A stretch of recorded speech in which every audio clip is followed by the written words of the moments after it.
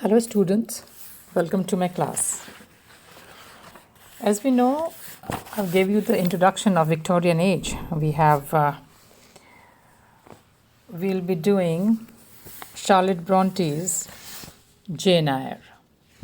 But before I start studying the novel, I would like to give you a brief introduction of Charlotte Bronte, her life and her works. So Charlotte Bronte was an English novelist and poet, and the eldest of the three Bronte sisters who survived into adulthood and whose novels became classics of English literature. Now, birth and parentage. Charlotte Bronte was a third child of Patrick Bronte and Maria Bronte. Patrick Bronte was a clergyman, and in all, he and his wife had 6 children, and only one of them being a son, while the others were daughters.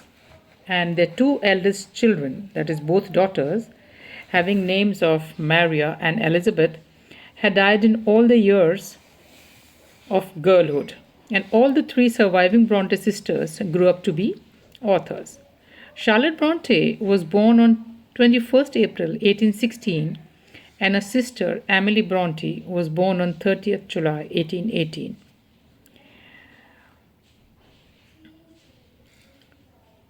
Now, it was just 4 years later that the 2 eldest children of the family also died.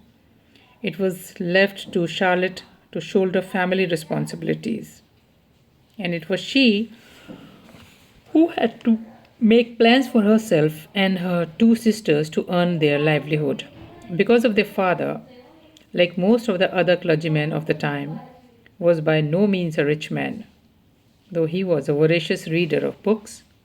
He died in 1861 at the age of 84, 6 years later after the death of Charlotte, who had died in 1855 at the age of just 39 years. Now, Charlotte Bronte actually published her novels, Jane Eyre, which made her very famous, and she published the novel under the pseudonym of Currier Bell. That is, she did not use her original name Charlotte Bronte, but instead of that she used a pseudonym, यानी उपनाम उन्होंने उसने use किया था Currier Bell का, which was of course a masculine name. Her life had become a struggle because of family poverty. The 3 sisters were physically also not robust or very strong. So Charlotte herself, being of a short stature and subject to headaches and fits of depression. Emily Bronte achieved fame as the author of a novel called Wuthering Heights, while the younger sister Anne Bronte published a novel called Agnes Grey. It is remarkable that all the 3 sisters used pseudonyms. While Jane Eyre appeared under the name of Currier Bell, Wuthering Heights appeared under the false name of Alice Bell, and Agnes Grey appeared under the assumed name of Action Bell.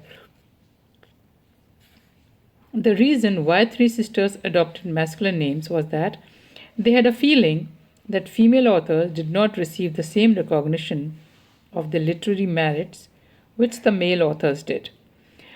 That is, we remember that women or females were not given much importance in Victorian times, so they used these masculine names. उपनाम जो थे वो उन्होंने पुरुषों के जैसे उपनाम रखे थे. In any case, for a considerable time, the real identities of the 3 sisters remained unknown to the reading public and the critics.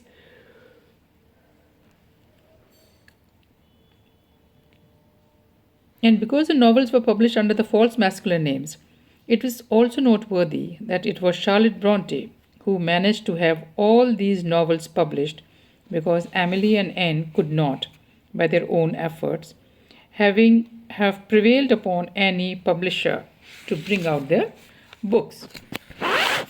Now, other novels by Charlotte Bronte is Jane Eyre was Charlotte Bronte's first novel, and a second novel called Shirley, which had taken her nearly 2 years to write, also appeared in the same year as Jane Eyre. Her third novel called Will It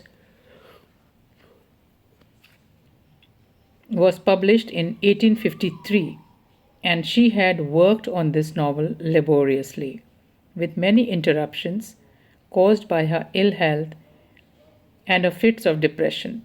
A fourth novel called The Professor appeared posthumously in 1857, 2 years after her death, although this novel had been written in 1846, earlier even than Jane Eyre. Her marriage and death. Charlotte Bronte got married in 1854 to a clergyman by the name of Arthur Nicholas. This man had been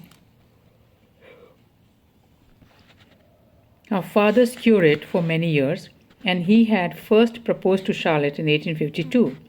Charlotte had felt compelled to decline his proposal at that time because of her father's disapproval, and it was only in 1854 that her father could be prevailed upon to agree to their marriage. That his father was not very happy with her marriage.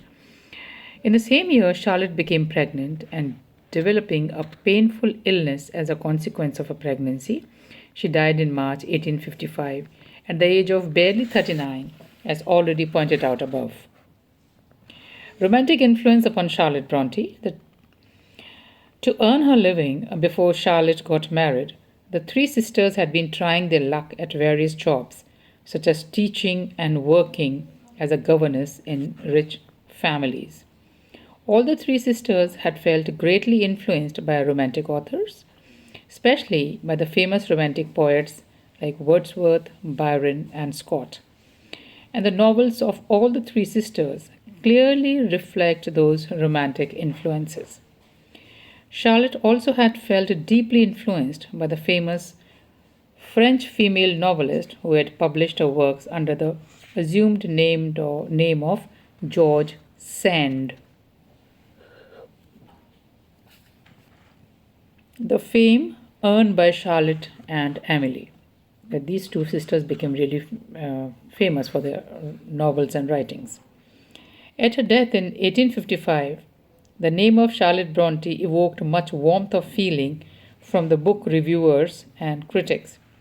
The obituaries published in literary magazines and periodicals expressed a universal sense of loss. And 2 years later, Mrs. Gaskell published The Life of Charlotte Bronte, that is the name of the book, The Life of Charlotte Bronte, which was a tribute to the dead woman as well as an authentic biography.